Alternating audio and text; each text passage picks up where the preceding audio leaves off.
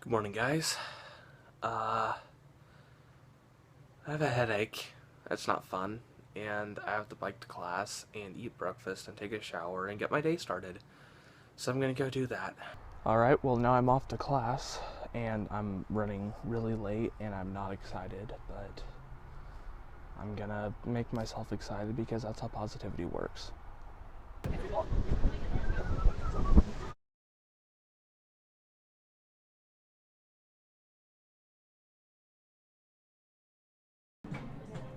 I'm in my school's bookstore buying overpriced, completely useless stuff that I need for class, which is the capitalistic American education system. Yay.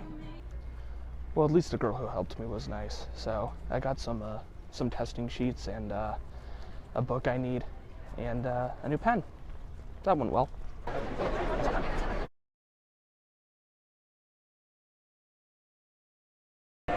Hi. Can I get a double iced Irish cream coffee?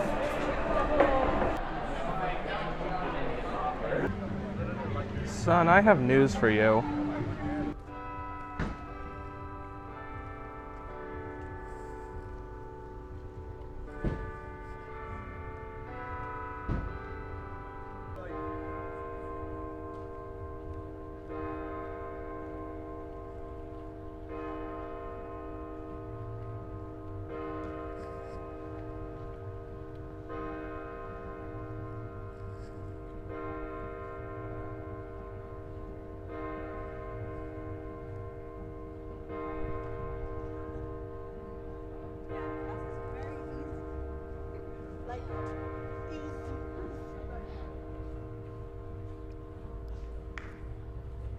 It's noon.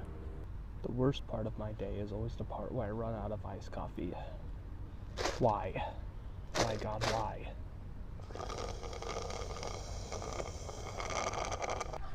Just got out of art history, where we discussed a lot of work about Michelangelo and Pontormo and a lot of other dead guys.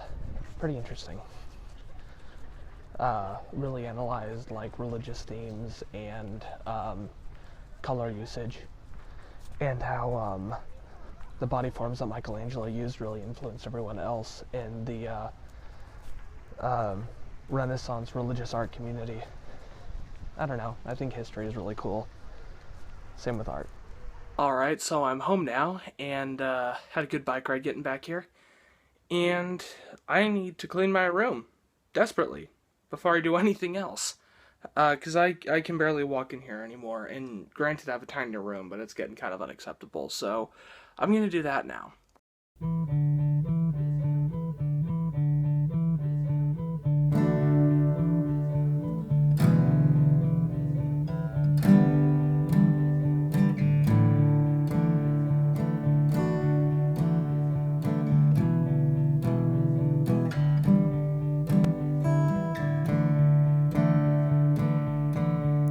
Window facing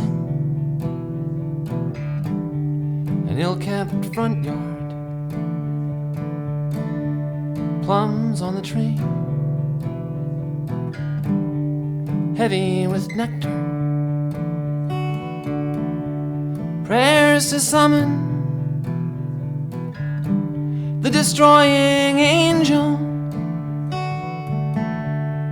moon stuttering in the sky like film, stuck in a projector, and you.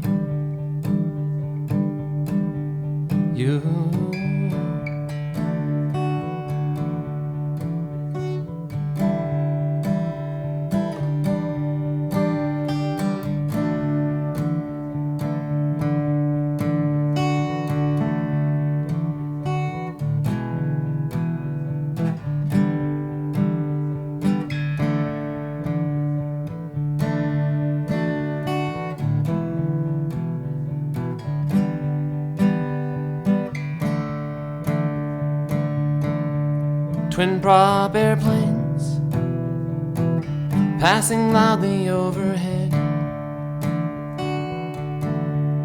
road to the airport, 2 lanes clear, left the whole town, gone for the summer. Terrible silence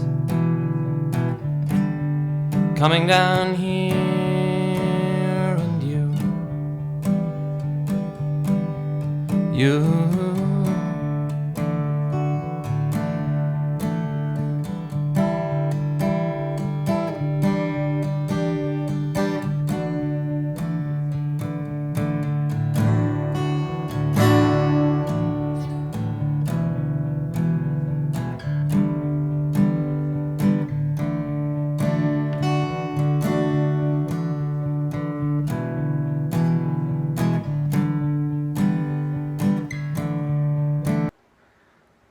Okay, so I just looked at that video when I put it in high speed, and my ass crack is hanging out almost the entire time. Oh, God, way to go, Aaron. Way to go. Well, I managed to get most everything off of my floor, but I have a gigantic pile of laundry I get to do. That's gonna be a lot of fun.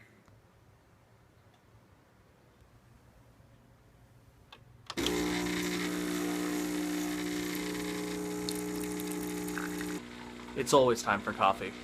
Always.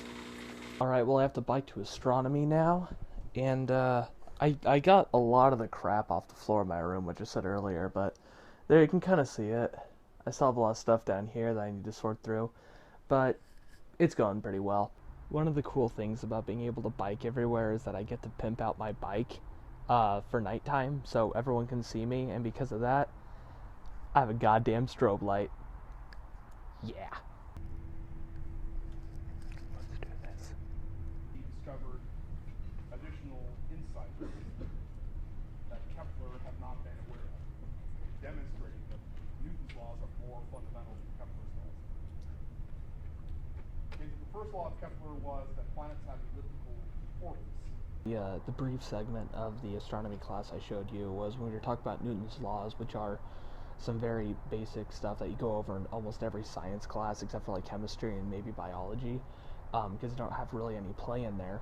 But after you go into Newton's laws, you get further into it and you understand Kepler's laws, which are a thing in astronomy, which has to do with how the planets are orbiting, and they're really fascinating. One of them was, well, Kepler's laws were started by this guy named Johannes Keppler, and he figured out that planets weren't moving in circles, they were moving in ellipses, which is kind of like an oval shape.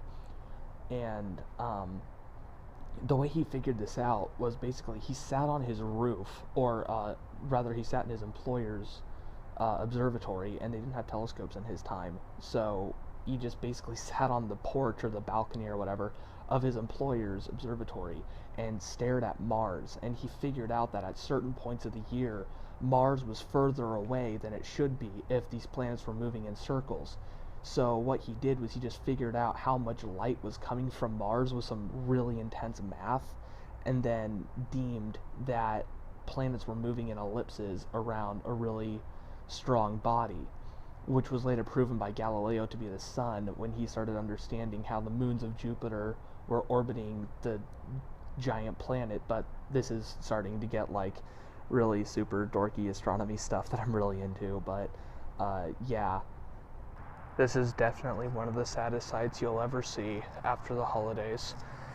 A Christmas tree awaiting the garbage man. Okay, so my astronomy teacher told me today when I was in class that there is a visible comet going over the Earth's atmosphere right now. It's right over by Orion's belt, and it's going to be in our atmosphere until the 24th. So if you're in North America, you can probably see it. Actually, I think if you're like in the northern hemisphere, if you're having Orion in your hemisphere right now, you can see it. Definitely with binoculars, possibly with the naked eye. Well, the comet is supposed to be right where I'm pointing you guys right now, but I have a lot of cloud cover, so I don't think we're going to be seeing it tonight. Luckily, it's going to be in the atmosphere, or in our general region, rather, until the 24th. So, maybe I'll try then. Well, I think I'm going to take the rest of the night off and just relax, maybe talk to some friends, do some homework, and hopefully go to bed. I have to go to work tomorrow. I have one class in the morning. And yeah, I guess I'll just take you guys along with me then. Good night.